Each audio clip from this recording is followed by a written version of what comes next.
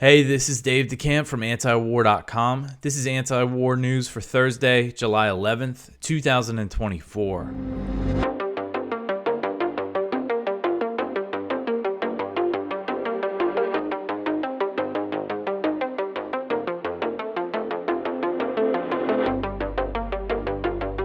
All right, the first story at the top of antiwar.com today, the U.S. to deploy nuclear-capable missiles to Germany. So a lot of news came out Wednesday from the NATO summit in Washington, D.C. What I think is actually the most significant piece of news was unexpected, and it's this story. So the U.S. announced on Wednesday that it will deploy missiles to Germany that would have been banned under the Intermediate Range Nuclear Forces Treaty, which the U.S. withdrew from back in 2019. So that is the INF Treaty.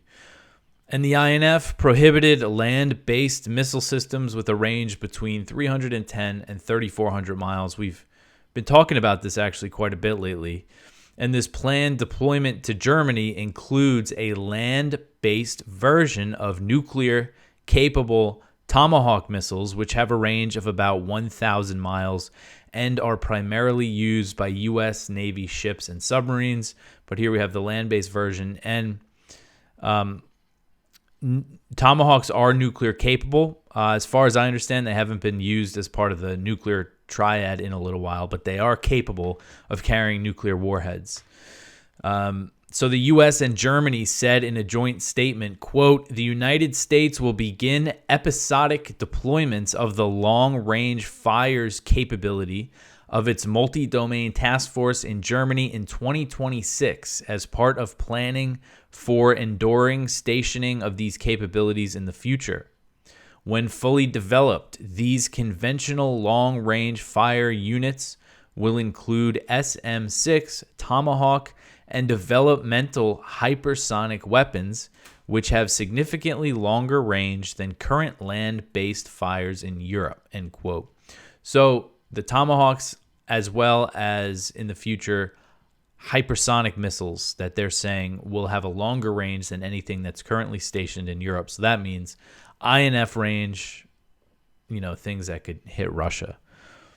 So based on this statement, they didn't say specifically what missile system that they were sending, but based on the statement, it sounds like they're going to send the Typhon launcher, which is a covert system that's concealed in a 40-foot shipping container that can fire Tomahawks and SM-6 missiles, which they mentioned both of those.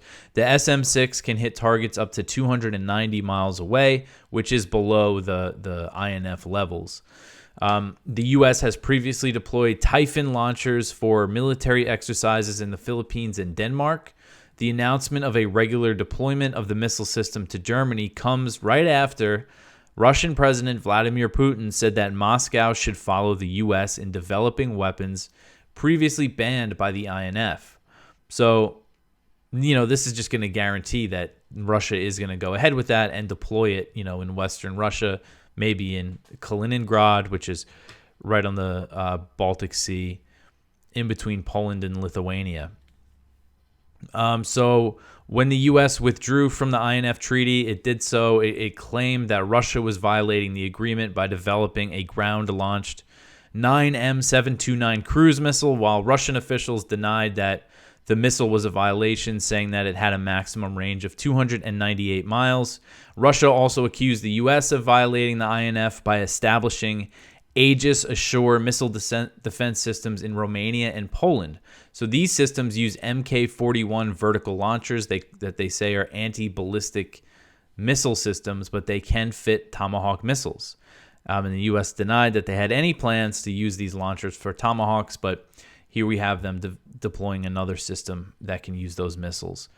And the U.S. refused to negotiate with Russia on the issue. It's not like they said, "Hey, Russia, we got to check out these missiles you have." They said they just made the accusation, pulled out of the treaty, and they started testing these missiles like a week later in August 2019. So it was clear at the time that the U.S. left the treaty. I think U.S. officials were even saying so, that they left the treaty because they wanted to develop these missiles to station them in Asia, to station them around China in East Asia. And because of that, Russia had proposed a moratorium on the deployment of these missiles to Europe. The idea would be, we don't deploy them and you don't deploy them, but you could do whatever you want over in Southeast Asia, in Japan, Philippines, the places where the U.S. wants to deploy them. But the U.S. never engaged on the offer, as far as I know. They never even really discussed it. So here we have it. They announced this deployment. This means we're going to see Russian missiles deployed probably to Kaliningrad, would be my guess. So great job, everybody. All right, so the next one here, NATO communique repeats vague promise on Ukraine membership. So NATO's communique released on Wednesday during the NATO summit in Washington repeated a vague promise made to Ukraine last year regarding its future membership and accused China of fueling the Russia-Ukraine war. The communique describes Ukraine's potential future NATO membership as irreversible, so they got that language, but it does not offer any concrete steps toward Kiev actually joining the alliance. And the way that they use the word irreversible, it's like they kind of just threw it in there. I'll read that part of the communique. It says, quote, "We welcome the concrete progress Ukraine has made since the Vilnius summit on its required democratic, economic, and security reforms. As Ukraine continues this vital work, we will continue to support it on its irreversible path to full Euro-Atlantic integration, including NATO membership," end quote. So they used the word irreversible, but it's not like they declared, NATO membership, the path to NATO membership is irreversible. And what does that even really mean? I mean, what are they going to reverse? They're not in NATO. So, if they never join NATO, it wouldn't be reversing that. I don't know. It's just really not much here. And then they repeated the same thing from last year, saying that NATO will invite Ukraine to join when allies agree and conditions are met. And that was what really Zelensky got really upset about last year. So really just the same thing that they're giving Ukraine here. They did make new commitments to Ukraine related to the proxy war against Russia, including a pledge to provide $43 billion in military aid in 2025. We knew that was coming. New air defense systems and the stationing of a NATO official in Kiev. So regarding Beijing, the communique took aim at China's trade relationship with Russia. The alliance said the People's Republic of China, the PRC, has, quote, become a decisive enabler of Russia's war against Ukraine through its so-called No Limits Partnership and its large-scale support for Russia's defense industrial base, end quote. So we've seen U.S. and NATO officials accusing China of fueling the war. They've really been doing this a lot, kind of recently. They say China's fueling the war because it's trading with Russia. China's not sending military aid. It's the U.S. and NATO that are dumping weapons into this conflict zone. But in this communique, NATO demands that China stop certain exports to Russia. And I know I feel like I say this a lot, but if you know a single thing about China, a Western military alliance telling them to do something is not how you get China to do things. They're not just gonna take orders from NATO. I mean, it's a joke. It's just such hubris that they even say these things. The communique says, quote, "We call on the PRC to cease all material and political support to Russia's war effort. This includes the transfer of dual-use materials such as weapons, components, equipment, and raw materials that serve as inputs for Russia's defense sector. The PRC cannot enable the largest war in Europe in recent history without this negatively impacting its interests and reputation," end quote. So NATO started targeting China back in 2020. That was the first time they really named China in a document. And then in 2022, they formally declared that China was a major security challenge for the North Atlantic military alliance. And then I was just looking back on the communiques from recent years. In 2022, they called China a challenge. 2023 was when the language got much harsher, and it was similar this year, except for this new accusation, that China's fueling the war, or that they're a major enabler of it, as they put it.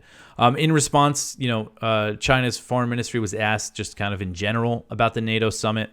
And the foreign ministry spokesman said, quote, "China's position on NATO is consistent. We firmly oppose NATO acting beyond its characterization as a regional defensive alliance inserting itself into the Asia-Pacific to incite confrontation and rivalry, and disrupting the prosperity and stability in this region, end quote. All right, so the next story here, declassified documents show that the U.S. knew Russia felt snookered by NATO. So this article is from Responsible Statecraft, and it is based on a pretty big release of documents by the National Security Archive.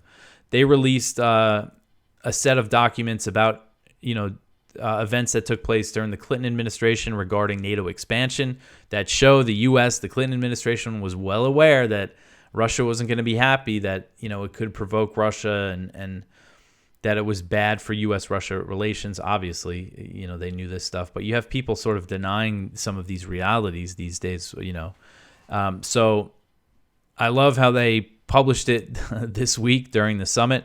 So I'll read a little bit of it. This article is from Blaze Malley at Responsible Statecraft. So in their post on the documents, the National Security Archive wrote, quote, "The documents show that the Clinton administration's policy in the 1990s, emphasizing two tracks of both NATO enlargement and Russian engagement, often collided, leaving lasting scars on then Russian President Boris Yeltsin, who constantly sought what he called partnership with the U.S.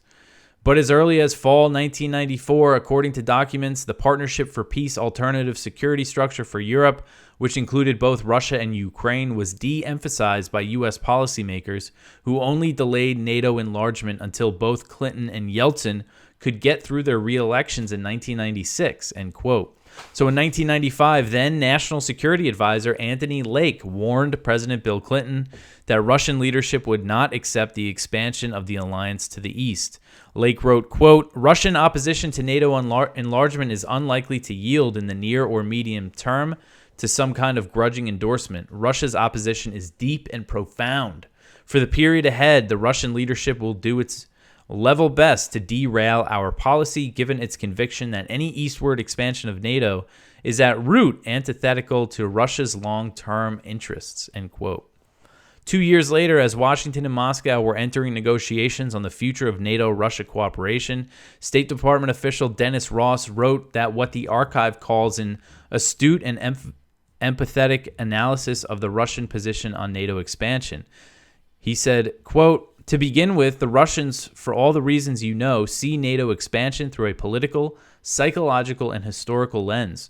First, they feel they were snookered at the time of German unification, as you noted with former Secretary of State James Baker's promises on not extending NATO military presence into what was East Germany were part of a perceived commitment not to expand the alliance eastward." That's another thing that people deny, that the U.S.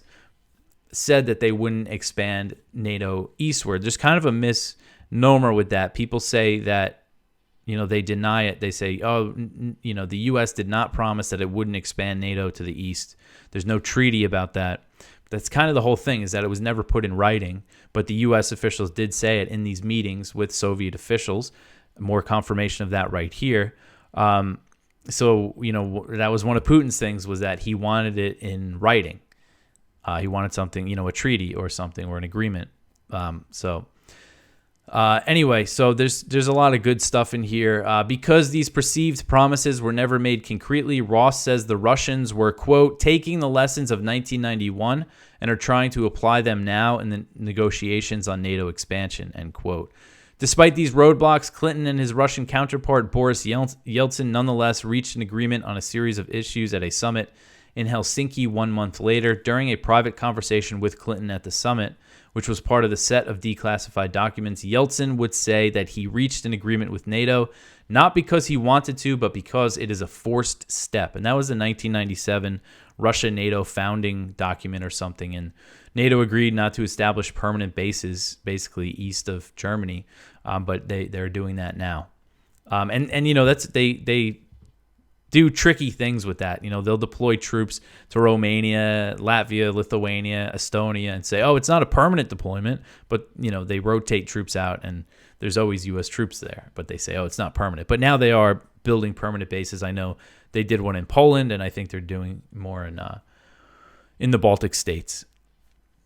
So definitely some important stuff that came out. So the next one here, the U.S. announces F-16 transfer to Ukraine is now underway. So the leaders of the U.S., the Netherlands, and Denmark released a joint statement Wednesday during the ongoing NATO summit in Washington, stating that the transfer of U.S.-made F-16 fighter jets to Ukraine is underway. The statement reads, quote, "The Danish and Dutch governments are in the process of donating American-made F-16s to Ukraine. With the support of the United States, the transfer process for these F-16s is now underway, and Ukraine will be flying operational F-16s this summer," end quote. They said that Belgium and Norway have also pledged to send jets. According to previous reports, the 4 European countries have pledged to provide Ukraine with about 60 F-16s, but I know the training process has been slow, and I think only a few pilots are expected to be ready this summer.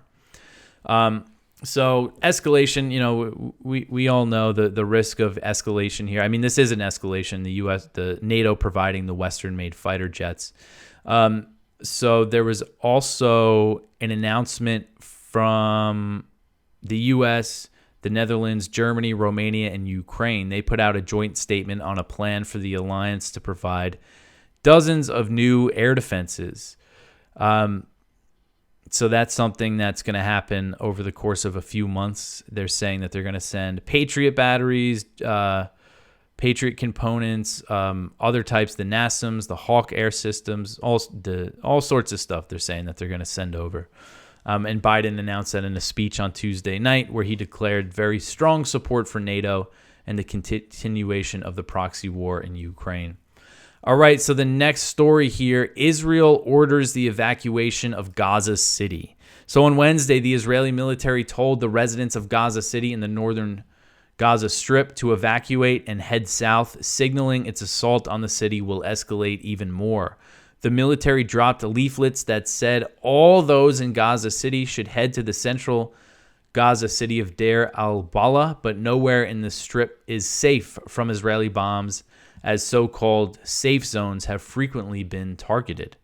The UN noted that Deir al-Balah is already overcrowded, and the area was also targeted by Israeli strikes early Wednesday. Israel bombed 4 houses in Deir al-Balah and the nearby Nusayrat refugee camp, killing 20 Palestinians, including 6 children and 3 women. So this is literally the place where they're telling them to go that they're bombing. AP reported that one of its reporters counted the bodies at the Al-Aqsa Martyrs Hospital and that the houses in Deir al-Balah were in the so-called humanitarian safe zone where Israel told Palestinians in Gaza City to flee. Israel has ordered the evacuation of Gaza City several times throughout the past 9 months of its genocidal war. The city lies north of the Netzarim corridor, which is that big area that Israel has taken over and demolished everything and is building military bases. So what I think they're doing here, I mean, I think it's pretty obvious, is there's about 300,000 Palestinians in northern Gaza. Most of them, the vast majority of them, are in Gaza City. So they want them to leave so then they can do what they did in the Netzarim corridor to that area of, I think they want to take over northern Gaza completely. According to the Associated Press, they reported, and they have reporters in Gaza, that there was no mass exodus from Gaza City after the evacuation order, since Palestinians understand that there's no place safe in the south. They also know that if they leave their homes, they likely won't be able to return.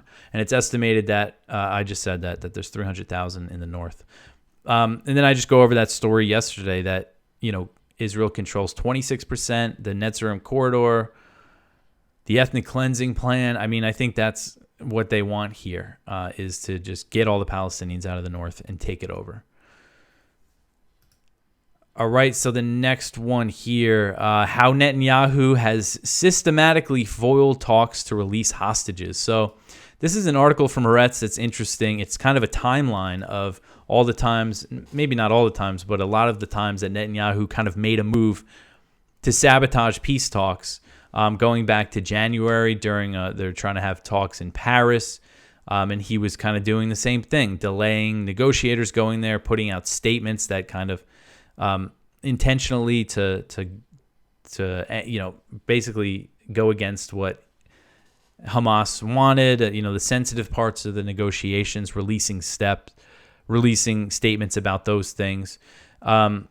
And I thought what was interesting was kind of the timeline around the Rafah invasion. If you remember, Israel launched its operation against its actual invasion of Rafah when it captured the border crossing on May 6th. I believe that they launched it that night. They captured the border crossing on May 7th. But before that, there was all these threats. I'm sure you remember, if you listen to this show, all these threats from Israeli officials, from mostly Netanyahu, about how we're going into Rafah, we're going into Rafah, we're going into Rafah. And everybody said, oh, this is Netanyahu going against Biden publicly. But what he was really doing was trying to sink any chances of a deal, because he kept saying, we're going into Rafah, even if there's a ceasefire, no matter what, we're going to go into Rafah. And that's kind of what this says. So I thought it was interesting. And then it gets into just the stuff lately that I've been covering. Another big thing is that on May 6th, right before they invaded Rafah, Hamas said that it accepted the latest agreement that was on the table. And then Netanyahu says that Hamas's response is delusional, and then that they go ahead with the attack on Rafah. The Haaretz doesn't actually mention that important context that they attacked Rafah right after. And then it gets into the latest stuff that we've been talking about.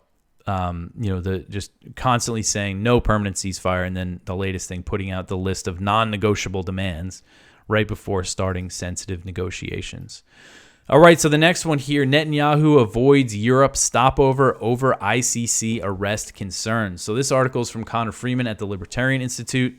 Prime Minister Benjamin Netanyahu has decided against stopping over in Europe prior to his coming address to the U.S. Congress over concerns regarding his arrest warrant application with the International Criminal Court, Israeli media reports. The ICC's chief prosecutor is seeking warrants to put Netanyahu, along with Defense Minister Yoav Gallant, on trial for war crimes committed in the besieged Gaza Strip. So Israel's Reshet Bet radio station explained that the Israeli leader was considering a layover in a friendly European country, as there were discussions about the feasibility of his plane, the Wing of Zion, making the direct flight. Hungary and the Czech Republic were reportedly suggested as possible layover options en route to the U.S.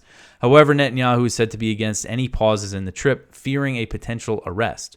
Although the U.S. has railed against the warrant applications and threatened retaliation, even staunch European supporters of Israel's war effort against the Palestinians living in the bombed-out coastal enclave, such as Berlin, so Germany, has said that they would arrest Netanyahu, which is interesting. I didn't know that. Likewise, there is anticipation that London's new Labour government will drop its legal bid to prevent the court from issuing the arrest warrants. Therefore, the report says the Prime Minister's plane will carry only about 60 people, with the remainder of his delegation taking separate flights. So he is worried about getting arrested.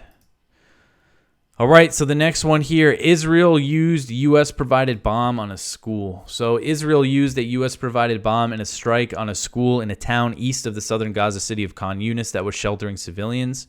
The airstrike hit tents on the outside of the school in the town of Abasan. On Tuesday, I covered this just briefly yesterday, the strike. Officials at the nearby Nasser hospital said 31 Palestinians were killed in the Israeli attack, including 8 children. Footage from Al Jazeera shows children playing soccer in the schoolyard as the strike hits the school entrance. So right by where they launched this strike, this is what was happening. Kids were playing soccer, and they launched an airstrike right there. And you know that they saw the kids there. I mean, just completely sick. And weapons experts told CNN that a video of the aftermath showed remnants of a U.S.-made GBU-39 small diameter bomb, which is a 250-pound munition. And they've been used in other massacres in Gaza, including a June strike on a UN school, a May attack on a tent camp in Rafah, and many more. This isn't a surprise. You know, most of these massacres are probably U.S. bombs, but I think, when we have that, the evidence, the video shows up showing that it's a U.S. bomb, I think it's important to cover. The U.S. provides, is by far the biggest supplier of weapons to Israel. Report from the Stockholm International Peace Research Institute, SIPRI, in March found that Israel gets 99% of its weapons from the U.S. and Germany. The U.S. accounted for 69%, while Germany accounted for 30%. So Germany does provide a lot of military equipment to Israel as well, but still not less than half of what the U.S. gives them. So another massacre committed with U.S.-provided bombs. All right, the next one here. The U.S. to resume shipments of 500-pound bombs to Israel. So, I mean, think about how horrific everything's been in Gaza. I know it's been horrific this whole time, but it seems like in the past few days, past week or so, it's really gotten worse. And the Biden administration is sending a shipment of 500-pound bombs to Israel that it initially delayed as a public relations stunt to make it appear that the U.S. was doing something to rein in Israel's killing of civilians. So if you remember, this was, Biden had that appearance on TV, said, if they go into Rafah and launch a major attack, I'm going to cut them off from heavy weapons. They delayed the shipment of 2,000-pound bombs and 500-pound bombs. Well, the 500-pound bombs are back on their way. And even the pausing the shipment, just total PR move, because the U.S. has already shipped 14,000 500-pound bombs to Israel since October 7th before they paused the shipment. It's just a complete joke, and the bombs are already on the way. And there's it just feels like to me that all the attention right now is on Biden's, cognitive decline, whatever you want to call it, his inability to speak. That's, all the media, it's about, it's election, is Biden going to be able to, should Biden drop out, blah, blah, blah. That's what everybody's talking about now, and that's what everybody's going to be talking about for the next few months. It just seems like fewer eyes are on what's happening in Gaza right now, and it just doesn't seem like there was the pressure that there was. It seems like the Democrats now are all freaking out about who should be the nominee. Unfortunately, that's where all the attention is. All right, so the next one here, Democrats to keep unconditional military aid to Israel in party platform. So speaking of the Democrats, this is another one from Kyle. This is the first one today from Kyle Anzalone at the Libertarian Institute. So a senior Biden administration official explained that the Democratic Party has no plans to alter its policy of unconditional arms support for Israel. President Biden has provided Israel with billions of dollars in weapons since October 7th, including over 10,000 heavy bombs. After an internal DNC debate over the party's plank on arms shipments to Israel, an official explained that President Biden has no plans to change the policy that allows weapons to flow to Israel with no conditions on how they are used. The official said, quote, the platform will reflect the views of the President of the United States, and cutting aid to Israel is not President Biden's policy.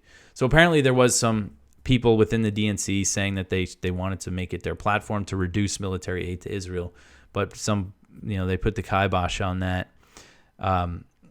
And yeah, it's, of course, Biden's going to keep shipping weapons to Israel if he's elected, and whoever replaces him is as well, and whether it's Kamala Harris or whoever else they think of. All right. So the next story here, Iraq rejects Turkey's incursion into Kurdistan. So this article is from Rudaw, which is a Kurdish media outlet. So Turkey has launched a new incursion into Iraqi Kurdistan. This is something that happens pretty frequently, but this seems to be bigger than most. So Iraq's National Security Council met on Wednesday discussing Turkey's new military activities on the Kurdistan region's borders. It rejected Ankara's incursions and called on its northern neighbor to respect its sovereignty. So this is Iraqi Prime Minister Mohammed Shia al-Sudani, who is also the commander-in-chief of the armed forces. He chaired the meeting at the National Security Council. He said, quote, the issue of interventions and violations by Turkish forces in the shared border areas, affirming the rejection of Turkish military incursions and the infringement on Iraqi territories, end quote. That's basically saying what the meeting was about. So Turkey has deployed a large number of troops to the Kurdistan region's Duhok province since mid-June. The move has caused an escalation in Ankara's decades-long war against the Kurdistan Workers' Party, that's the PKK. And the U.S. basically backs the Syrian affiliate of the PKK in northeast Syria. And Turkey's a NATO ally, and it's kind of an awkward situation. But, you never hear about this. You got the NATO summit going on. They're all talking about Ukraine sovereignty and everything. And Turkey's invading Iraq again. So since the start of the new Turkish military operation, Turkey has conducted 238 bombardments in Iraqi Kurdistan. And I know Turkey has claimed a lot of, that they've killed a lot of PKK fighters and everything like that. All right. So Iraq has labeled the PKK as a banned organization. So ahead of visit to the country by Erdogan. So, the Kurdistan is an autonomous region. That's kind of important context here. The Kurdistan regional government is the government there. But what they're saying, what some of these Iraqi officials are saying, is that the presence of the PKK gives Turkey an excuse to carry out such activities, saying that the PKK is illegal. So they, I guess, want an internal crackdown on the PKK, or they want the PKK to leave those areas. All right, so that is it for the news for today. Please go check out our viewpoints. One from Nikolai and Petro and Ted Snyder. NATO's 75th anniversary, the broken promises that led to war. One from James W. Carden, another Cuban Missile Crisis. One from Norman Singleton, will Congress's Chinese derangement syndrome ground drones? One from Kelly Vlahos, retro Israel panel defies America First foreign policy. One from Representative Warren Davidson, all eyes on Biden, but can they see how close to war we are? So that's kind of what I was talking about. All the attention is on Biden, his poor debate performance, and what he's going to do next, and his family telling him to stay in the race, and just less attention on the proxy war in Ukraine that risks World War III, and the slaughter in Gaza, and escalations with China and everything. But that's why we're here. So that's why you should support anti-war news and antiwar.com. So to do that, share this show, tell your friends about antiwar.com. Like, subscribe, comment. I appreciate everybody that does. Follow us on Instagram, X, all that good stuff. I will be back tomorrow with some more news. Thanks for listening.